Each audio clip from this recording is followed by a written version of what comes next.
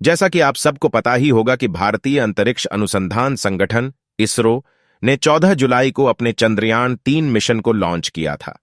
अंतरिक्ष एजेंसी इसरो की जानकारी के अनुसार अब चंद्रयान-3 अपने मिशन पर लगातार सफलतापूर्वक आगे बढ़ रहा है। यह मिशन 23 या 24 अगस्त को चंद्रमा की सतह पर उतरेगा। चंद्रमा पर जाने का प्रोसेस। अगर आप सीधे चांद पर जाना चाहते हैं तो आपको बड़े और शक्तिशाली रॉकेट की जरूरत होती है और इसमें ईंधन की भी अधिक आवश्यकता होती है, जिसका सीधा असर प्रोजेक्ट के बजट पर पड़ता है। अमेरिका, रूस या चीन हो, इन सभी देशों के मिशन 2 से 4 दिन में चंद्रमा पर पहुंच गए। ये तीनों देश जंबो रॉकेट का इस्तेमाल करने के कारण अपने मिशन पर 1000 करोड़ से ज्यादा खर्च करते हैं। लेकिन इसरो के पास ऐसा कोई शक्तिशाली रॉकेट नहीं है जो यान को सीधे चंद्रमा की कक्षा में ले जा सके। चंद्रयान में ईंधन की मात्रा सीमित है और इसे सीधे चंद्रमा पर भेजेंगे तो सारा ईंधन खर्च हो जाएगा। इसके बजाय इसे पृथ्वी के चारों ओर घूमने के लिए छोड़ा जाता है। इस मिशन को कुल 5 कक्षाएं बदलने में करीब 40 दिन का वक्त लगेगा। इसरो का चंद्र मिशन इसलिए सस्ता है क्योंकि वह चंद्रयान को सीधे चंद्रमा पर नहीं भेज रहा है। अगर हम चंद्रमा की दूरी सीधे पृथ्वी से तय करेंगे तो हमें ज्यादा बजट खर्च करना पड़ेगा। इसरो का रॉकेट महज 600 करोड़ रुपये में लॉन्च होता है। यूं तो पृथ्वी से चंद्रमा तक की दूरी महज 4 दिन की ही है। भारत के लिए यह बेहद खास मिशन है क्योंकि मिशन चंद्रयान-2 में उसे असफलता हाथ लगी थी। चंद्रयान-2 मिशन आखिरी चरण में विफल हो गया था।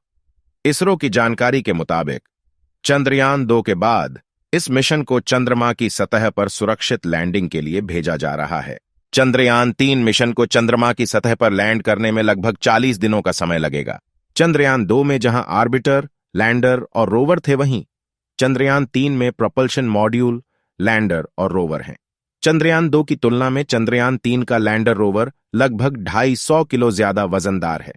चंद्रयान-2 की मिशन की अनुमानित लाइफ 7 साल थी, वहीं चंद्रयान-3 के प्रोपल्शन मॉड्यूल को 3 से 6 महीने काम करने के लिए डिजाइन किया गया। दक्षिणी ध्रुव ही क्यों?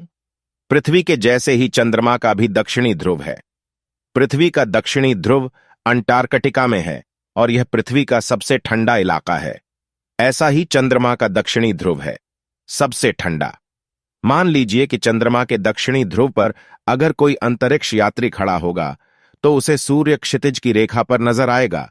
वो चांद की सतह से लगता हुआ और चमकता नजर आएगा। इस इलाके का ज्यादातर हिस्सा छाया में रहता है क्योंकि सूर्य की किरणें तिरछी पड़ती हैं। इस कारण यहां तापमान कम होता है।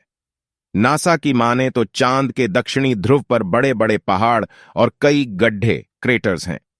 यहां सूरज की रोशनी भी बहुत कम पड़ती है।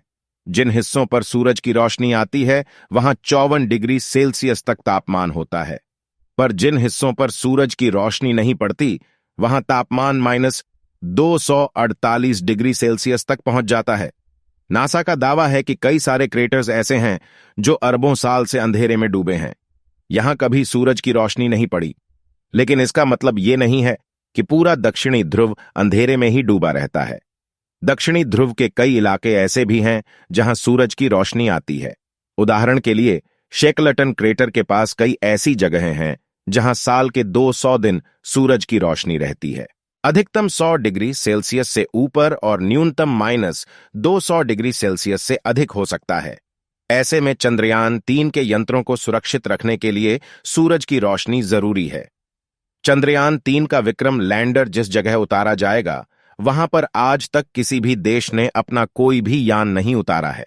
दक्षिणी ध्रुव के सबसे नजदीक अगर कोई यान उतरा था तो वह था 10 जनवरी 1968 को उतारा गया अमेरिका का सर्वेयर 7 स्पेसक्राफ्ट। लेकिन यह जगह चंद्रयान-3 के लैंडिंग स्पॉट से काफी दूर है। आइए जानते हैं कि दक्षिणी ध्रुव पर ऐसा क्या मिलने की संभावना है। अमेरिकी स्पेस एजेंसी नासा ने एक रिपोर्ट में बताया था कि ऑर्बिटरों से परीक्षणों के आधार पर कहा जा सकता है कि चांद के दक्षिणी ध्रुव पर बर्फ है और यहां दूसरे प्राकृतिक संसाधन भी हो सकते हैं। फिर भी इस हिस्से के बारे में बहुत सी जानकारियां जुटाना है। 1988 में नासा के एक मून मिशन ने दक्षिणी ध्रुव पर हाइड्रोजन की मौजूदगी का पता लगाया था। नासा का कहना है कि हाइड्रोजन की मौजूदगी वहां बर्फ होने का सबूत देती है। ऐसा अंदाजा है कि हमेशा छाया में रहने और तापमान कम होने की वजह से यहां पानी और खनिज हो सकते हैं। इसकी पुष्टि पहले हुए मून मिशन में भी हो चुकी है। इसी तरह शानदार जानकारी से अपडेट रहने के लिए कृपया चैनल को सब्सक्राइब जरूर करें।